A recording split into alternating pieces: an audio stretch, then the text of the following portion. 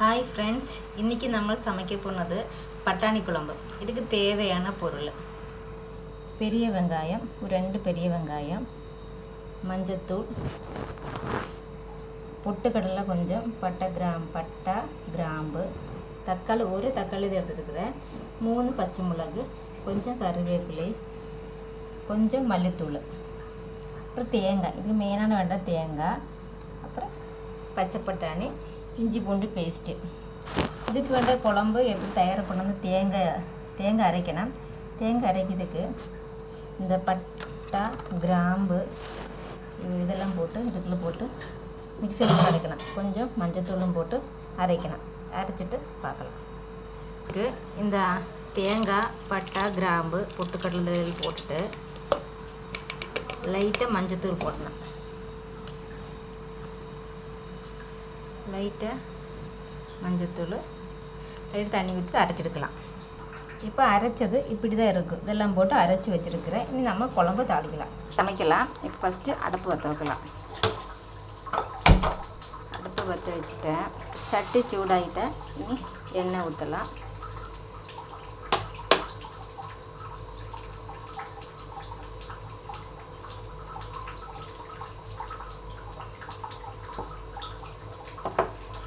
எண்ணெய் ஊற்றிட்டேன். எண்ணெய் சூடாகிட்டு கடுகு கொஞ்சம் போட்டலாம். கடுகு வெடிச்சிடணும். பெரிய வெங்காயம் போட்டலாம்.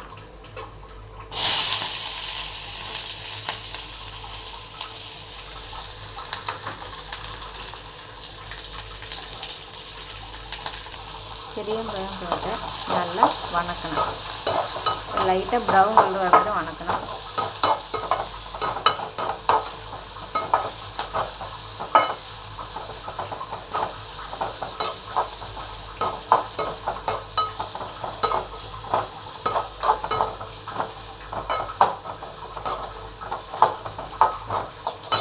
தக்காளி போட்டுக்கலாம்.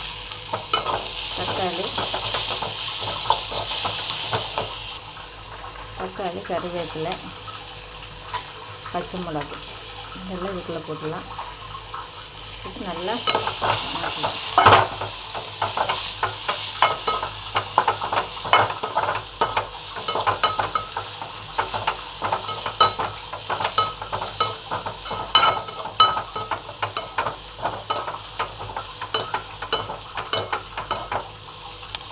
கொஞ்சம் ஏற்கனவே பச்சை பட்டாணியில் கொஞ்சம் உப்பு போட்டு வேக வச்சு எடுத்துருக்குறேன்.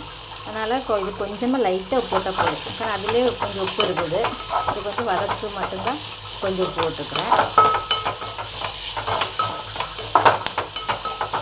ஒரு வதங்கிட்டேன். இஞ்சி பூண்டு பேஸ்ட் போட்டுடலாம்.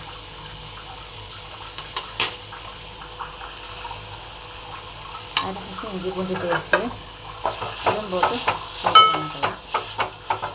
பச்சை வாசம் போடணும். அந்த இஞ்சி பூண்டு பேஸ்ட்டு பச்சை வாசம் போனோட கொஞ்சம் வணக்கலாம். வணங்கிட்டேன். எல்லாம் கொஞ்சம் எல்லாமே கொஞ்சம் பச்சை வாசம் போயிட்டேன்.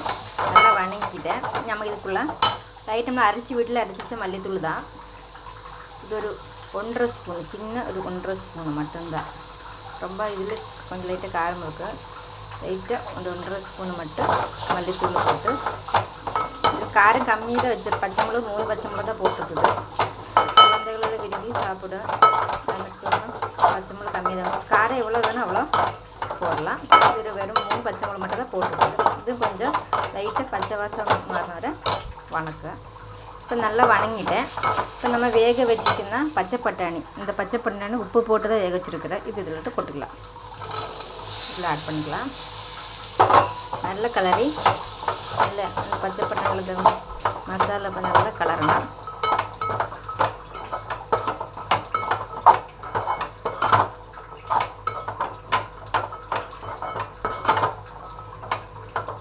நல்லா கலரி கொடுத்துட்டோம்னா, காரணம் இந்த மசாலெல்லாம் இந்த பச்சை பட்டாணியில் போய் போட்டோன்னா அப்போ தான் நல்லாயிருக்கும். நல்லா கலரி விட்டுக்கணும். இப்போ நம்ம அரைச்சி வச்சுக்கோன்னா தேங்காய், பட்டை, கிராம்பு, பொட்டுக்கடலை, இது மஞ்சள் லைட்டாக மஞ்சள் அரைச்சி வச்சுக்கிறேன். அது இதில் ஆட் பண்ணி இப்போ நம்ம ஆட் பண்ணி ஆட் பண்ணிக்கலாம். இந்த குழம்பு சாந்து தக்கலாம். நல்லா கலரை விட்டுக்கணும்.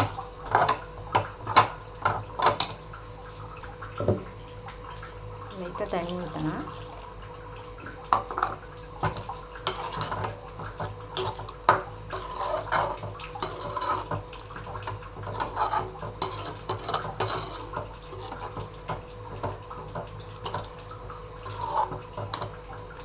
நல்ல கலர் விட்டணும். தண்ணி கொஞ்சம் கம்மியாக தான் ஊற்றிருக்குது. காரணம் கொஞ்சமாக ஊற்றும் குழம்பு. நிறைய பேர் இருந்தால் நிறைய சாந்து ஒரு முறி தேங்காய் 1.5 முறி தேங்காய் போட்டு நல்லா அரைச்சிக்கலாம்.